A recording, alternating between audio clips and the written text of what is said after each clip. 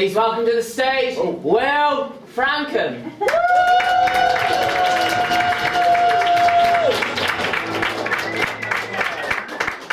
Thank you. Give a hand to Scott there. Scott's doing tech for us tonight. Thank you so much, Scott.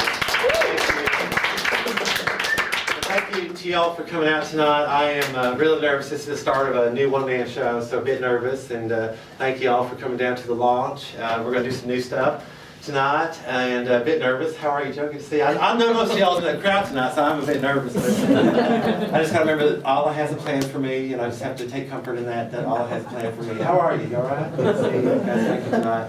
Alcohol. Oh my God, alcohol. It's so good out here doing some fellowship, and Scott's been with us for a while now. How are you, Scott? I'm all right. Hello, yeah. And assalamu alaikum to all of you. And thank you for coming down here. You know, I'm a bit nervous. When I get nervous, I'm just going to tell you, no, but I am nervous, a bit nervous, because I haven't performed in front of some of you for a while. I'm just a bit nervous. So I'd like to start with a little song. And some of you heard this song before. And we'll do a song for each night. If you hear it come up on the chorus, invite you to join in with the Spirit, okay? With the Spirit of Allah. So let's all sit down here at the piano here. I know Allah's got a plan for me. I know Allah's got a plan for me now. I know Allah's got a plan for me, and I can't wait to see what that plan will be. Allah, he's so swell. I was only 18 when I met him in jail. He cleaned up my community and got me off drugs with the Assalamu alaikum and the big bear hug. Everybody, I know Allah's got a plan for me. Hey, I know Allah's got a plan for me. I know Allah's got a plan for me, and I can't wait to see what that plan will be. Allah, he's so nice. If I kill the infidels, I get to paradise. Cross that border at the break of dawn with the suicidal boom looking far be gone. I know Allah's got a plan for me. Hey, I know Allah's got a plan for me. I know Allah's got a plan for me. I can't wait to see what that plan will be. Allah, he's so great. You better come to terms with him before it's too late. 'Cause when the mighty nations of the West all fall, the sword of Islam will lord over all. I know Allah's got a plan for me. Hey, I know Allah's got a plan for me now. I know Allah's got a plan for me, and I can't wait to see what that plan will be.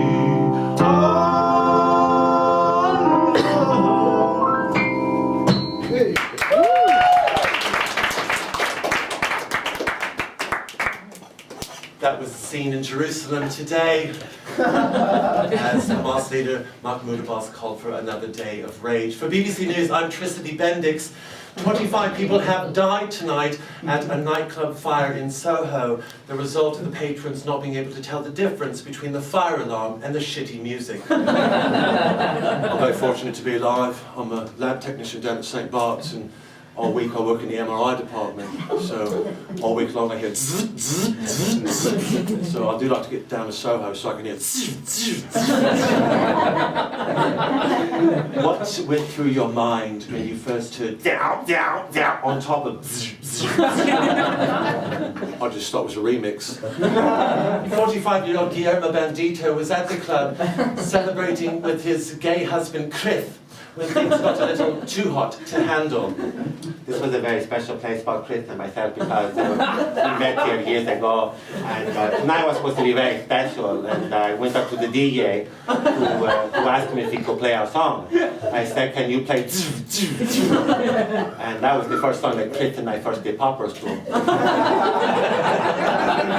About the 75th time that Luke came around again, and I heard nya, nya, nya, and that's when I noticed my husband was not my husband anymore, but a big fireball. I made some joke to him like, oh, you're so flaming, and he did not laugh.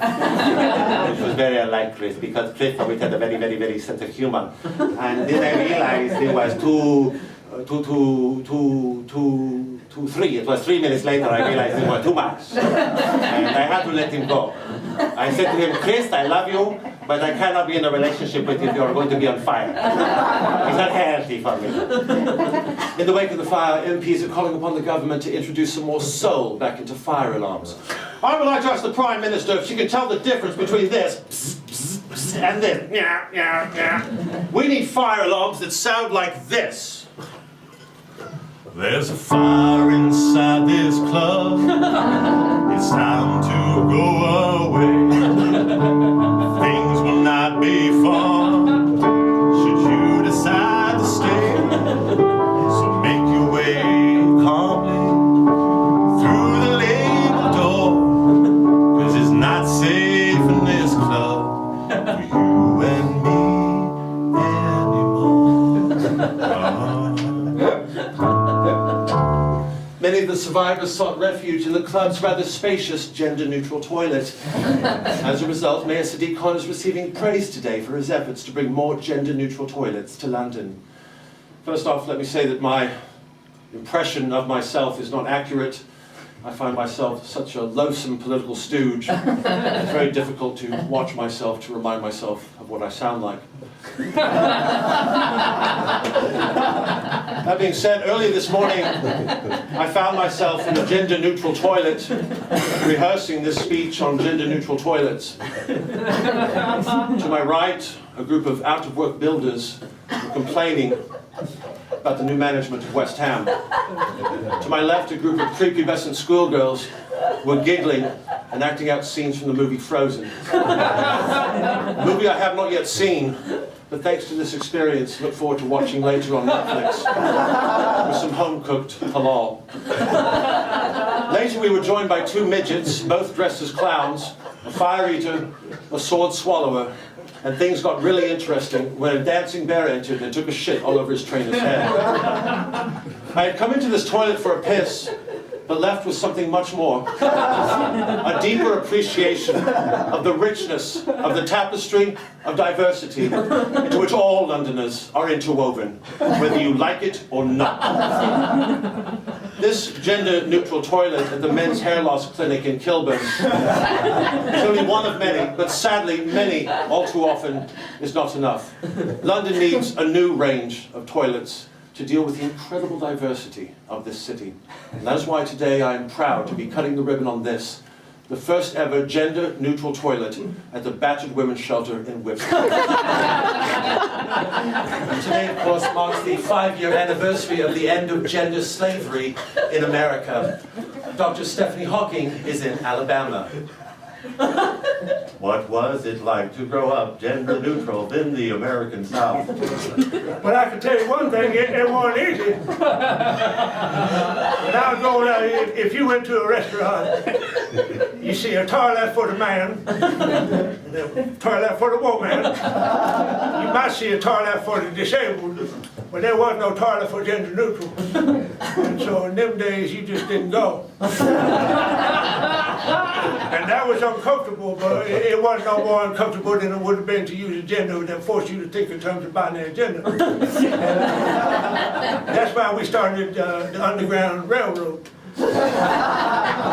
And I started out with an individual by the name of Toby.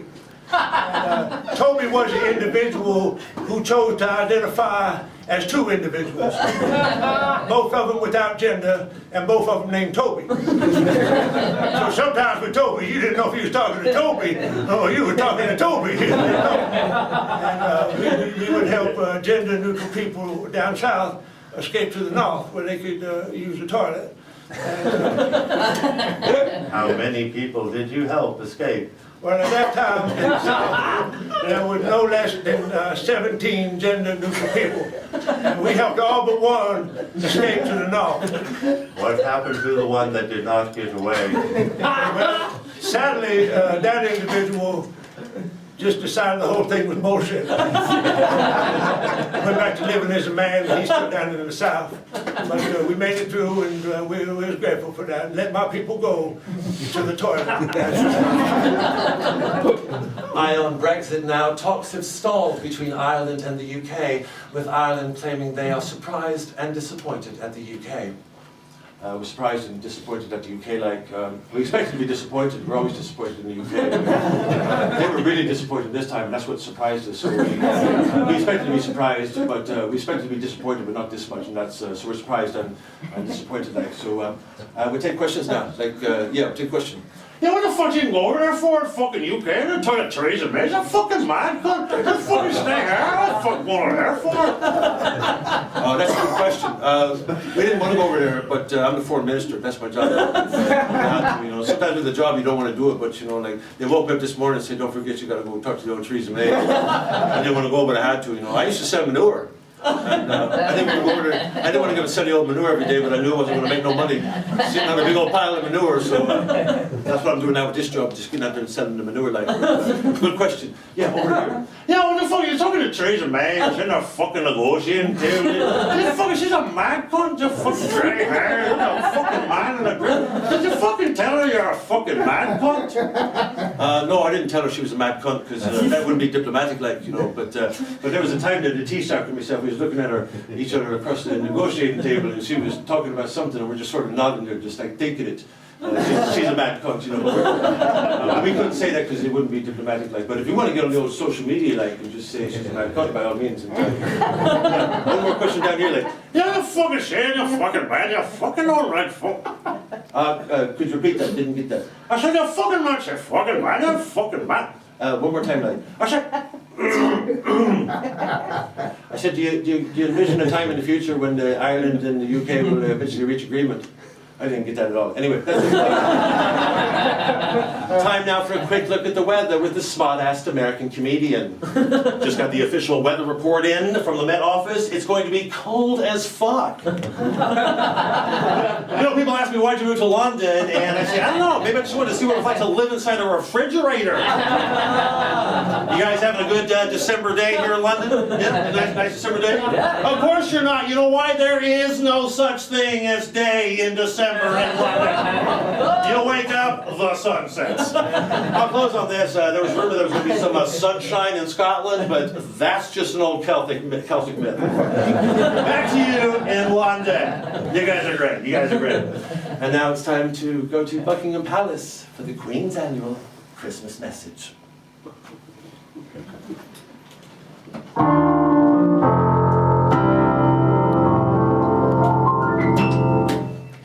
Your Majesty, just about ready for you.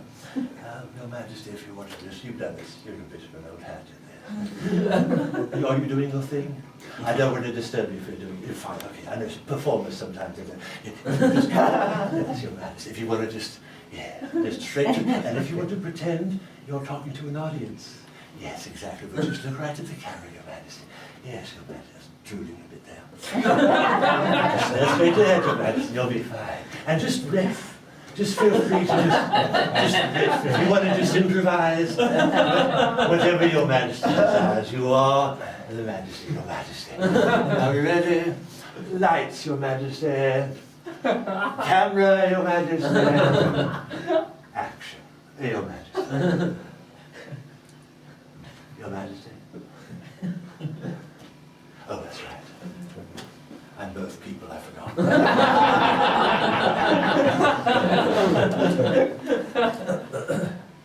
Earlier this morning, I suffered a terrible fall in my shower.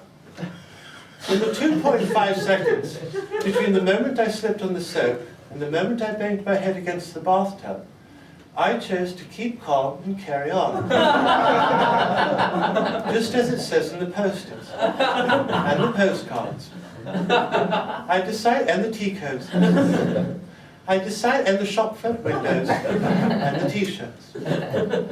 I decided to spend my valuable time free-falling, reflecting on the meaning of Christmas. When I was a little girl, Christmas was a time for everyone. Then, in the 1930s, the Nazi Party rose to power and soon there was no more Christmas for the Jewish people. Today, Christmas finally returns to the Jewish people with the gift of a new capital city, Jerusalem, which means now there is no more Christmas for the Muslim people. Regardless, everyone is welcome at Tesco. As my head approached the corner of the bathtub, I continued reflecting on Christmases past.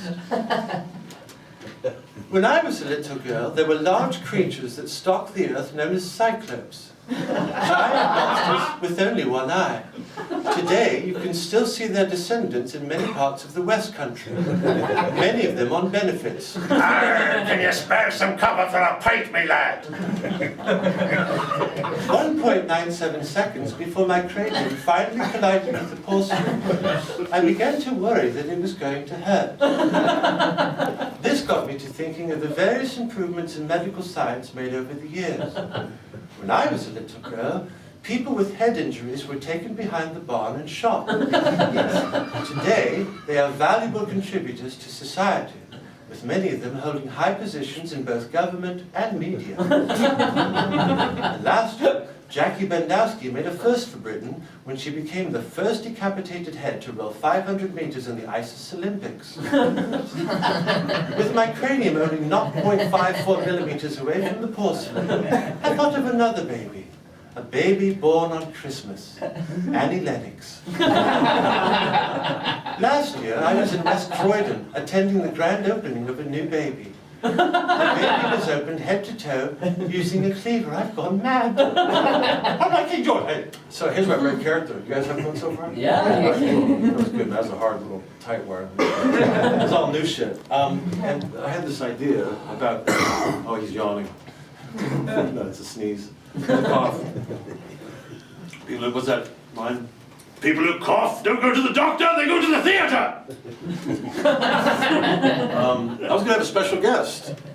This is and the idea behind this was because I usually do all the characters, and I made some people mad in this business, and I thought this was a good way to show people that I'm not a psychopath. I thought I'd invite Scott Ambrose to take. You want to come on? I'll come on. I'm not a good example, though, to show that you're not a psychopath. Well, the introduction I wanted to give to Scott was that had he not come into my life, he might have become a school shooter. He's a bit of a reckless imp, but we made a film. Fucking hell, Jesus. We made a film last year, Scott. Why don't you tell us about that?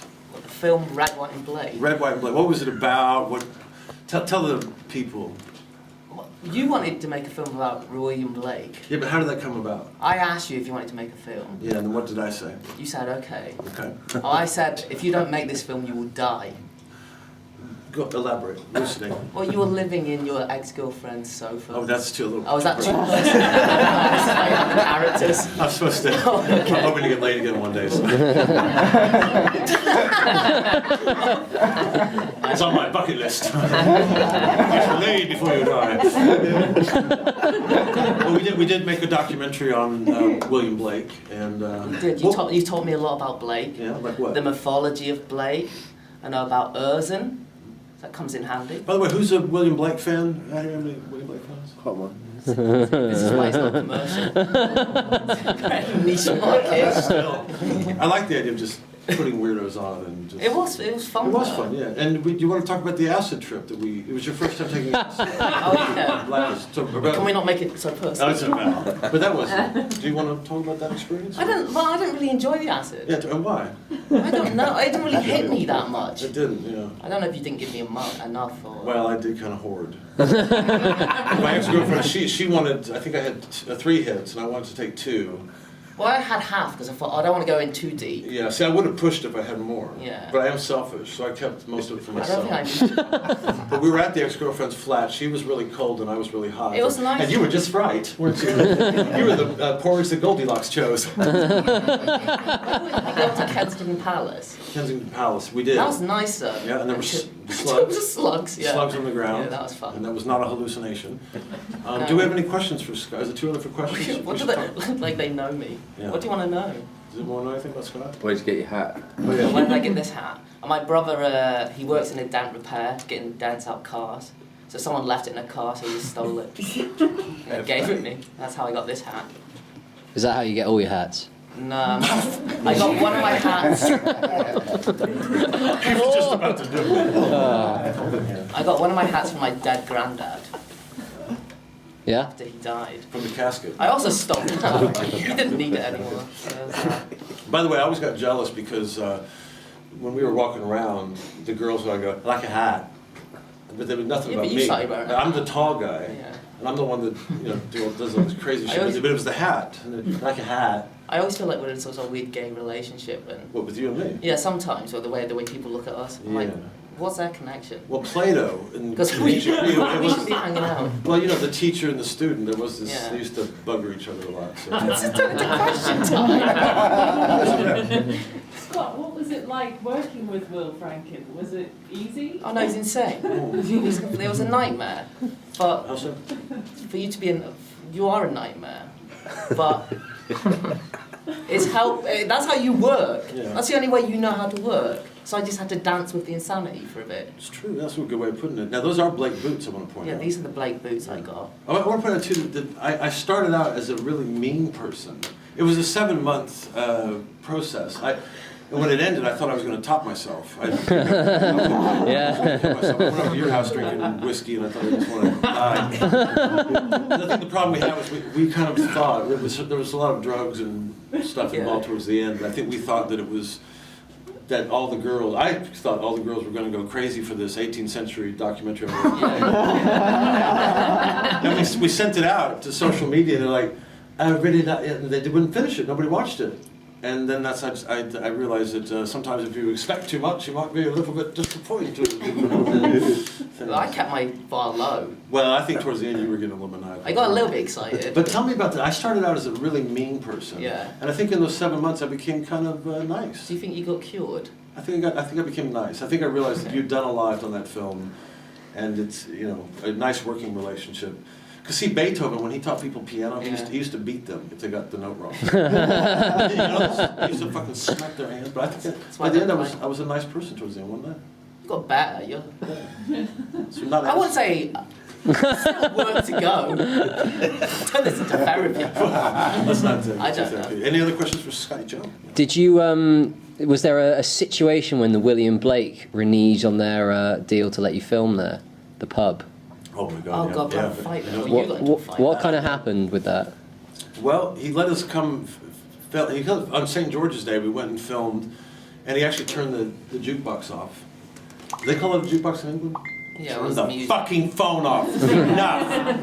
He was really nice. So I assumed he was going to let us film. So we wanted to film the last scene where we were all raising our glasses to the Blake portrait. Yeah. And we showed up, and he said we couldn't, and I said a bunch of foul words, and my ego was way out of whack. No, you did turn into Rick Mayles from the Young Ones. Yeah, well, badges and all that. He was swearing when you told him to fuck off. But there were times where I actually told you, I think, that Blake was happy with what we were doing. Well, I was happy with it. Yeah, but I thought Blake was actually Yeah, watching over us. okay. I don't believe that. By But the way, bit of good news. I actually got nominated for this for the Tithe Grant for the Blake Society. So I'll be attending a. Woo! Yeah, thank you much. I just got the good news, and I'll share it with you. Actually. Okay. Not the money part, but do a handshake and photo. Anyway, any other questions for Scott? Okay, well, Scott, thank you very much. Then you go back to being funny. Now I'm going to go back to doing some silly stuff. So, Scott, thank you so much. Give me a hand, Scott. Thank you so much. Take the bow. Thank you. Lovely. Scott Ambrose from Reg, White and Blake. And now my next guest is Bill Shelf. Bill Shelf is an author whose works can best be seen on the shelves of people who never read them. He is also one of a growing number of middle-class intellectuals who were fortunate enough to have both the time and the money to have experimented with heroin. Bill, let's start with the drugs. Let's skip the whole literature thing. Let's go right to the drugs. For those of us who've never done heroin, what can we expect? Because I'm going to try next week. Well, I first did heroin. I injected, well, I was injected big into the needle. The feeling, the first time I did heroin, I was overcome with a sensation that I can only describe as feeling like I had a hat on my head, when in fact I did not. This was the feeling that I had been searching for my entire life. That feeling of having a hat on your head when in fact you do not, filled a hole in my soul, and I chased it for 20 years.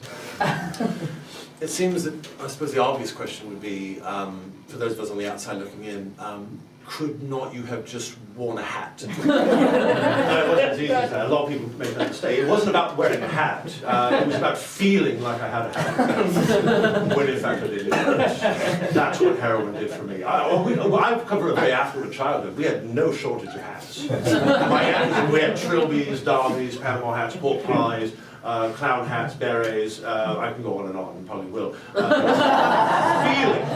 Feeling that magical feeling of going, oh. That's what I was looking for. You've since been to the Russell Brand Clinic. You've been sober now for 2 weeks. What is life like for Bill Shelf today? Today, I can still have that feeling of having a hat on my head, when in fact I do not. It just takes a little longer. I'm on a program today. 4 days out of every week I wear a hat, and then the last 3 I don't. And as a result, because I wear a hat the majority of the week, those days that I do not wear a hat, I can still feel like I'm wearing a hat. What a courageous story of survival and bravery. Survival and bravery. Thank you so much, Bill Shelf. And by the way, I noticed you're not wearing a hat. Don't need to. I feel like I have one on. I'm not so lucky. There, I'm from up north now. Hello, I'm Little Joe. Hello, Little Joe. It's good to be here. Oh, excited about Christmas time. Who's excited about Christmas time? Oh, I've been busy this year. I've been working on children's story. Children's story called Little Joe. Little Joe by Little Joe. You see, folks, one night I was drawing a pentagram. I used to draw lots of pentagrams. I used to be graphic designer for Church of Satan. Well, one night after drawing a pentagram, I received a knock at the door. It was Risen Corpse of Beatrix Potter, a children's author. She wanted to know if I had typewriter. She'd been dead a long time and were keen to get back to writing. So I sat her down at laptop. But she couldn't use keyboard. Her hands were all withered and frail and skeletal-like. So I volunteered to transcribe what were in her head. It was quite difficult to make out what she was saying. She was zombie and all. And it all came out a bit like, I am the risen corpse. Beatrix Potter. So I just transcribed what were in my own head. And that's when I came up with the story of Little Joe.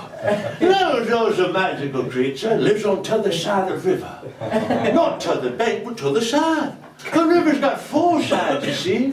One bank, t'other bank, upside where birds and angels live, and underside, which is water, which is where Little Joe lived. But Little Joe wasn't fish. Little Joe was half pig, half rabbit. Top half of Little Joe, top half of pig. Bottom half of Little Joe, top half of rabbit. 2 top halves, neither a fish, living in water. Which meant in order to stay alive, Little Joe had to spin round and round for all eternity, spitting out water from both mouths. Well, I worked on the story for 5 long years, when suddenly it occurred to me, it's not a very good story. It's just Joe spinning round and round for 1,700 pages. That's when I realized it made a much better fountain. So I developed a working prototype, took it down to American CEO. So, what do you have for me here? It's a fountain called Little Joe, spins round and round, spitting out water.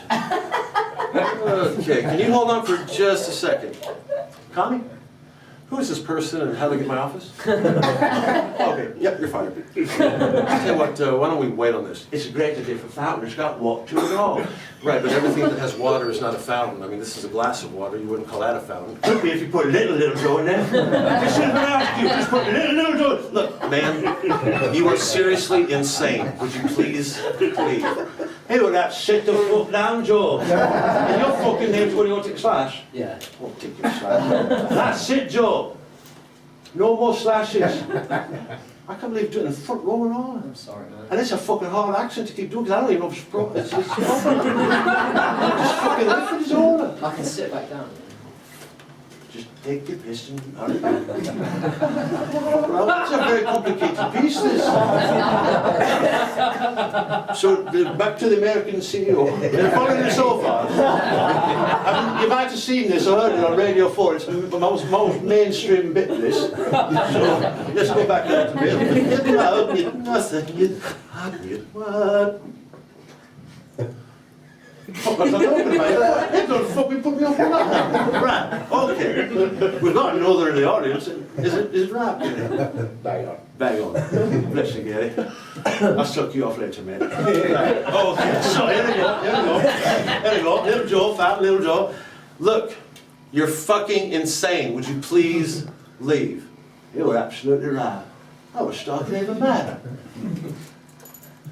And that was fortunate because it meant I didn't have to pay bills anymore and I could sit around all day long watching little Joe spin round and round here. Oh, would you go? We are in the middle of a board meeting.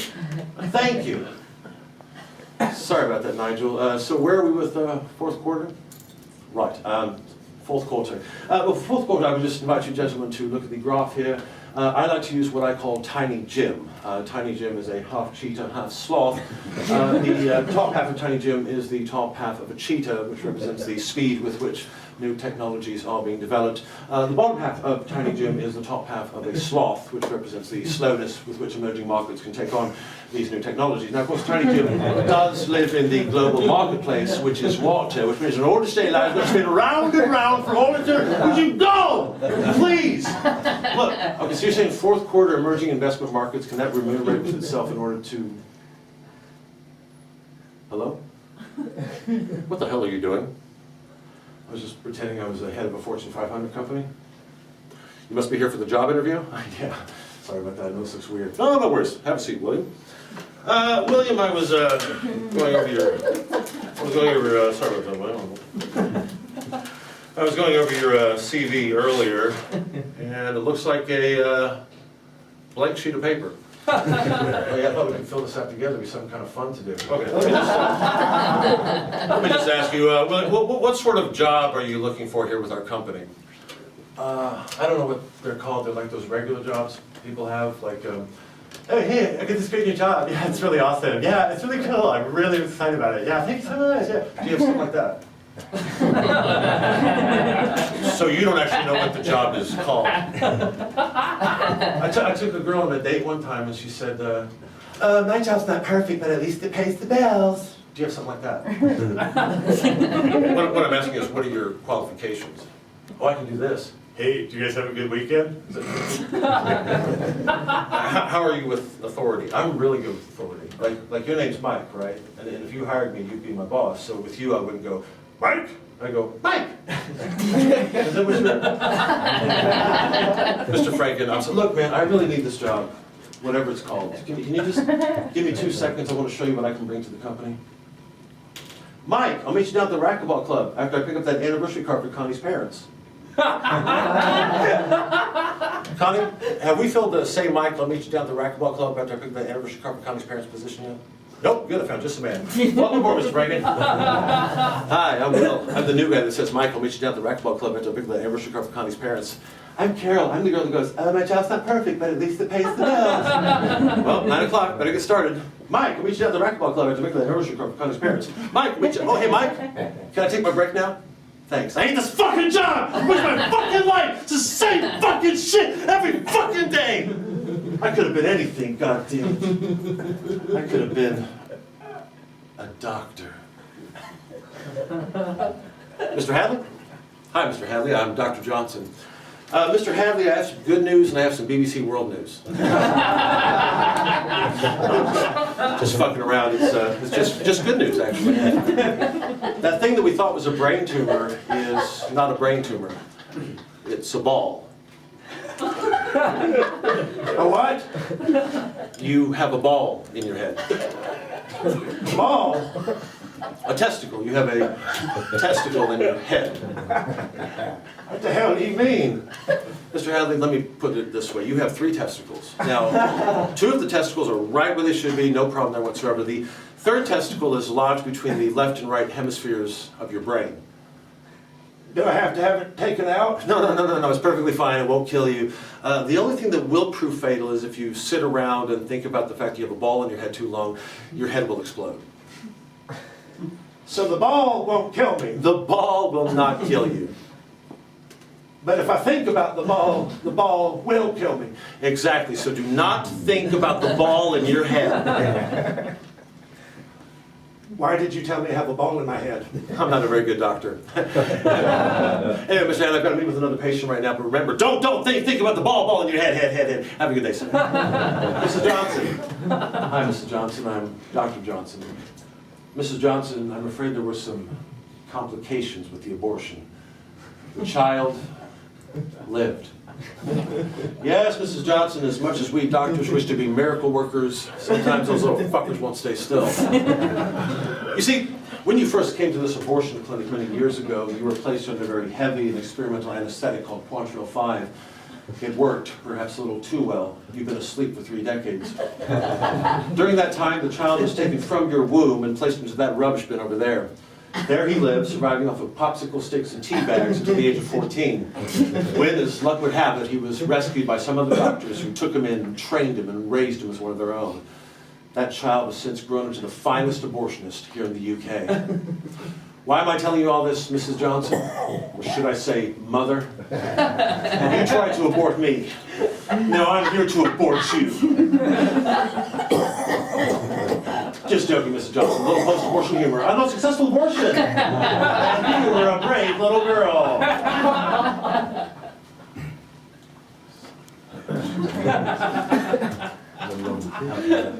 That's going to do it for the role playing.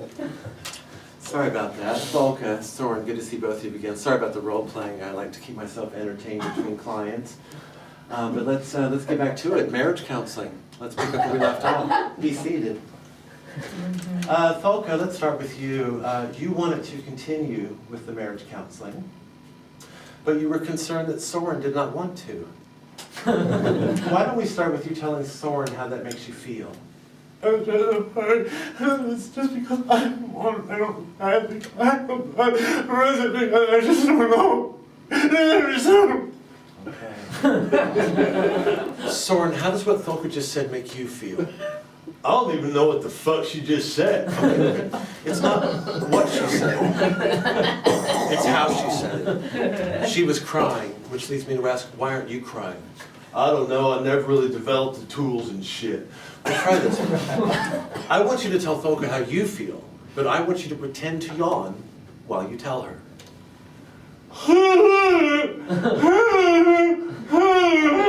Excellent. I think we're finally getting to the roots of how you superficially perceive your wife whenever she cries, and this will come in handy if you ever want to make fun of her. Tholka, how does it feel when Soren makes fun of you? Okay, take the piss out of her again. Very funny. Now, Tholka, something else you mentioned. Last time you felt left out of the relationship. And I think we determined this had something to do with the fact that you don't actually exist, and it's just you, Soren. This is not marriage counseling, it never has been. It's one-on-one therapy. And Tholka is your way of easing your own loneliness. Oh my God, what a breakthrough! And it would make sense you would feel that way, since after all, you're just a phantasm of my own psyche ever since my own marriage. It's too real, it's too real.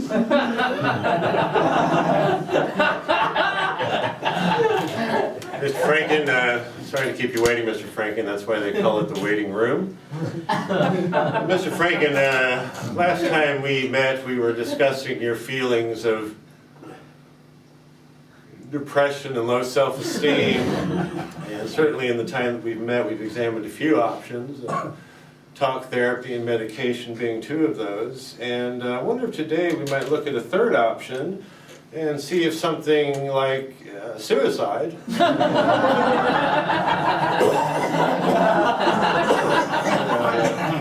alleviate some of these negative feelings and indeed any other feelings you might have. It could be easy as opening a window depending on where you live, and with a little effort just sort of falling. And this will accomplish a few things. First, it'll get you out into the fresh air, always good for depression, and the whole thing's over very quickly. We also we have our good friend medication. Currently you're taking 500 milligrams of hopamine. We could increase that dosage to 1 complete bottle, taken orally at once. Then it's a matter of simply putting on some Tori Amos and allowing yourself to... I didn't find that last sketch funny. I don't know what you're laughing about. Actually, I found that quite offensive. I didn't think it's funny to laugh about mental illness, suicide. I think you all should be ashamed of yourself. Because I've got mental illness. Fucking laughing, mate. I fucking got mental illness. I got multiple diagnoses and all. I've got ADHD, OCD, I've got 2 eating disorders, I'm anorexic, can't believe me. I'm gluten-free, I've got bipolar disorder, I've got 17 types of depression, and I've got this thing where sometimes when I look at my feet, I think they're staplers. I didn't even know what that's about, but I'm on that as well. I take medication for the lot of it. I fucking thank fuck I'm on medication. Because if it wasn't for the medication, I can go to a really dark place. Dumfries. But Dumfries in my head. Dumfries is bad enough, but the one in my head is really fucking bad. So, you know, I take medication. I'm on a lot of medication a day. You know, for my depression, I take whiskey. For my bipolar disorder, I smoke skunk. I take whiskey. And I've also got chronic fatigue syndrome, which means it's really hard to get out of bed after being up all night. And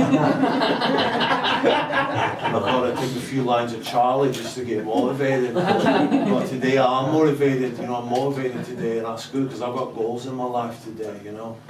I want to own my own snooker table. But I'm taking wee baby steps, you know, I'm taking wee baby steps to that goal, you know. Like today I just downloaded this app where you can play snooker on your iPhone. I'm working towards that goal, you know.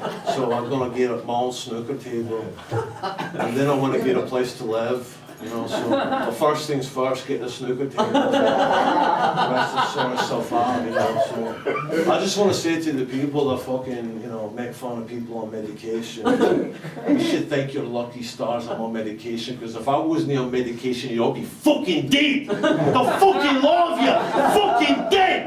Thank your fucking stars I'm on a fucking medication. Cheers, pal. Thanks so much to that, Begbie. That was very inspiring. That was wonderful. Give a hand, Begbie. If you're just joining us, welcome again to the Alcoholics Anonymous. If you feel you have a problem with AA, you're in the right place. Welcome to AA.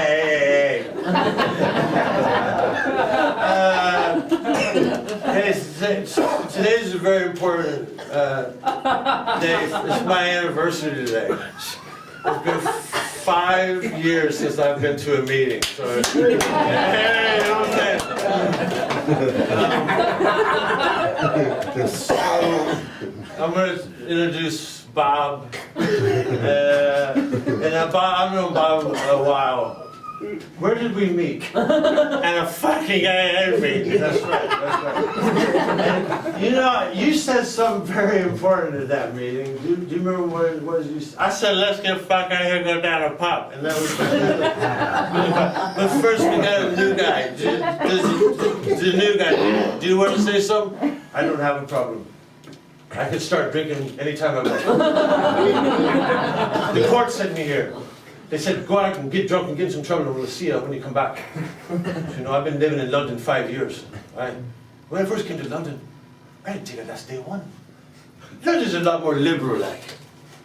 The very first day in London, I found myself in a place called a Soho. I was sitting in a club in a Soho. Next to me is a gay man. Next to him's another gay man. 2 more gay men, 3 queers, a homo, a sissy, and a bender. Oh, I said, I don't think I belong here, thank you. And I got up to leave, but when I got to the door, the bender said something about Guinness. That's when a word that reminded me of home. I sat back down, had a bit of the old Guinness, and things was fine for a while. Till as soon as you please, in walked in 4 more queers, 2 more homos, and another big bender. And I said, now's the time I'd be leaving. And I got to the door. The bender said something about cocaine. Never did a cocaine before, but I were always brought up to be open-minded and tolerant like. Sat myself back down, had a bit of the old cocaine. Things was fine for a while. Till as soon as you please, in walked in a great big screaming bender in a glittery leotard saying, "Ride my rainbow." I said, I weren't raised this way. When I got to the door, but the bender said something about a blowjob. Well, always fancied a nice wet tongue on the old rope. Sat myself back down, had a bit of an old blowjob. And I've been living in London ever since that day. All right, I'll take a drink of water. Oh, by the way, spread the word. Each of these shows is going to be different. I didn't write a transition for this next sketch. That's why I'm talking like myself now. I wrote most of this shit like the night before, man. This is like crazy. So, but all the shows are different. So, you know, if you don't like PC stuff or like weird stuff or whatever your tipple is, come on. Anyway, so one of the things I look for in a woman is a woman all by herself in a big city at 4 in the morning. A long time ago, I was coming back from a gig, and I like the London teenage drama, for lack of a better word, you know, on a Friday night. And this drunk girl got on the train crying, and her friend came running after her, and it inspired this piece, which I like to call Charlotte's Best Mate. Charlotte, why did you run away? Because of James. He's such a fucking arsehole. I can't believe he's supposed to be my boyfriend. I know, I keep telling you, you deserve so much better. I can't believe he had sex with my best mate. I know, but look, I'm your best mate. I'm here for you, okay? Sitcom, I don't want to answer. Would you answer? Sure. James, what the fuck? I'm here with Charlotte. She's really upset. How could you have sex with the best mate? Because I care about her, my best mate. How could you have sex with me? No, you're the man. Take some responsibility. What? Ask him why he did it. She wants to know why you did it. I know I wanted to do it. That's not why you did it. Exactly. You wanted to do it. Take some responsibility. Ask her if he still loves me. She wants to know if you still love her. He says, not in the a priori sense of the innate idea of love as espoused by Immanuel Kant in the categorical comparative, but more akin to John Locke's epistemological conception of love as experiences grafted onto the tabula rasa of the human psyche. Ask her if he still believes in Gottfried Leibniz's teleological observation there's no dead matter in the universe, and that the monad is the smallest body of existence, as outlined in the discourse of metaphysics. She must know if you still believe Gottfried Leibniz's correctly teleological observation. The monad is the smallest body of existence, as outlined in the discourse of metaphysics. He says no. That was Charlotte's Best Mate. One of 5 nominees tonight for the golden hashtag. And now, the moment we all been waiting for. Please turn the echo up the mic. Hello, thank you. Now the moment we've all been waiting for. Each year, the Humility Award recognizes that individual who best embodies the virtue of humility. An individual whose good deeds are not done for the sake of personal glory, and who would recoil from a gift or award for his or her charitable actions as if from a hot flame, or from a cold flame. For would not a cold flame be something more to recoil from than a hot flame? A hot flame may burn our skin, but would not a cold flame burn our very conception of reality? I'm sorry, I digress. Each year, the Humility Award recognizes that individual who does not recognize recognition. Indeed, the very act of receiving the Humility Award is something the recipient of the Humility Award could never do. Therefore, ladies and gentlemen, it gives me great pleasure to announce tonight that no one can ever receive this award. So we'll just put it away. Sorry about that. And yes?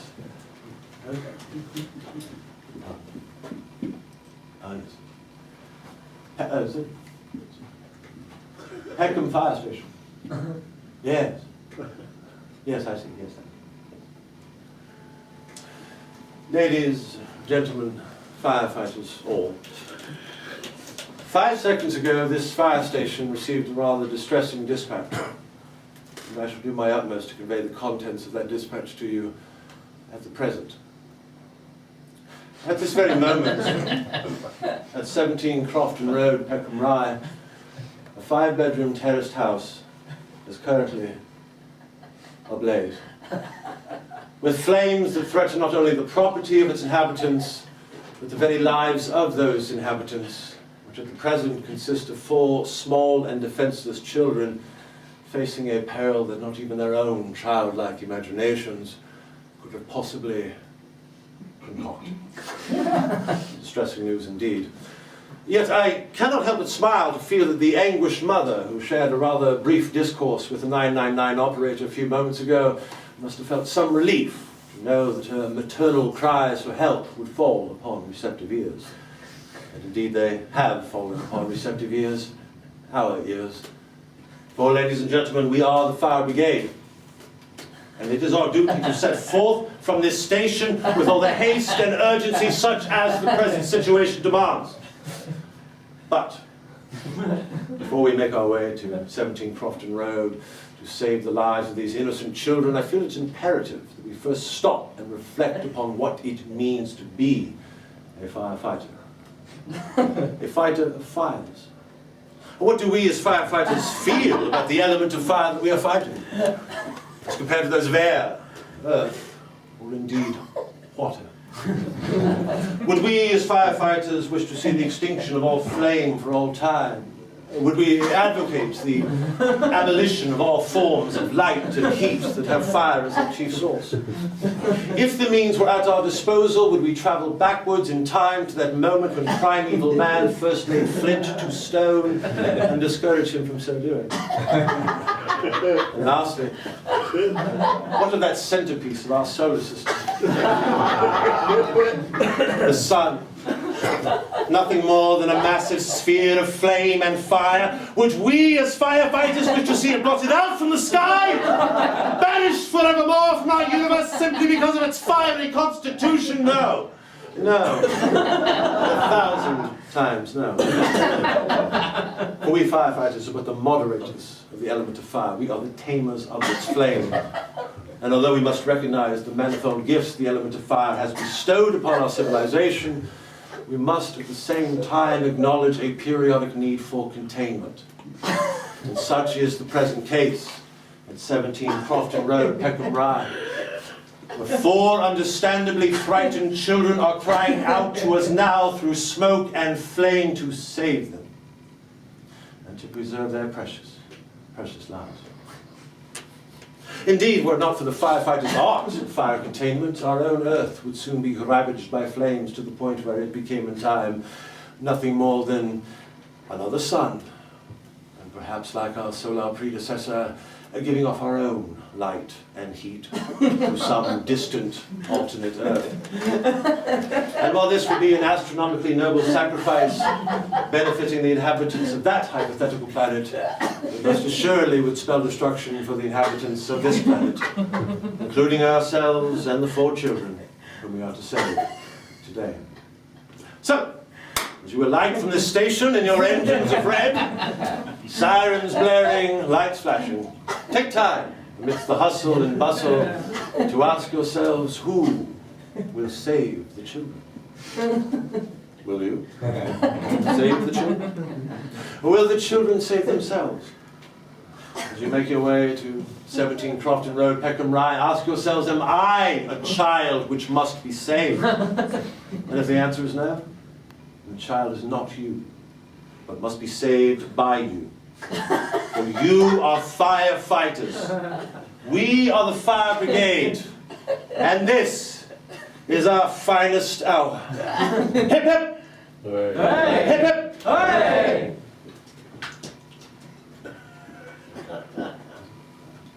Ah. Franken Fire Station. Yes. Yes. Ladies and gentlemen, it appears that great behemoth time has once more got the better of us. I have just received word that the children, along with the house, have sadly perished. Reduced to ashes, obliterated by flame, such is the want of uncontained fire. Let us not be despondent, let us not wallow in self-pity. Rather, let us take comfort in the knowledge that as our sun shall continue to burn, so too shall other houses on this planet continue to burn, and there will always be a need for firefighters and our craft. And lastly, as we go out from here today, let us never, ever forget the sad tragedy of the 4 children of 17 Crofton Road, Peckham Rye. For this was their finest hour. Hit 'em! Hey! Hit 'em! Hey! Hit 'em! Hey, that's the official end of the show. Thank you for coming out.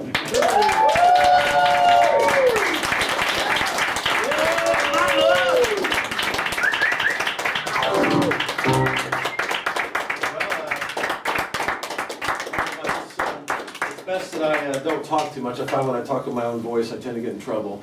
The great thing about characters, you can always hide behind. But if you do come back to the other shows, I just had an idea that I'm going to put in next week's show, because each show is going to be different. So I actually, for some reason yesterday I was watching 6 hours of school shooting documentaries. I guess it's the weather, I don't know. There's this thing, it's like 6 hours and I was just, watching them. But I thought about, because there was, I don't know, I shouldn't talk too much in my own voice again. That was good until you talked at the end, there was one kid that got, he didn't kill himself. So I thought about, doing one like a guy 20 years later. He's like, hello, I'm Scoops Johnson. In 1999, I killed 20 of my fellow classmates. And I made one fatal mistake. I didn't kill myself. Since then, I've gone bald, gotten fat, and I've been raped every single day. This was inspired.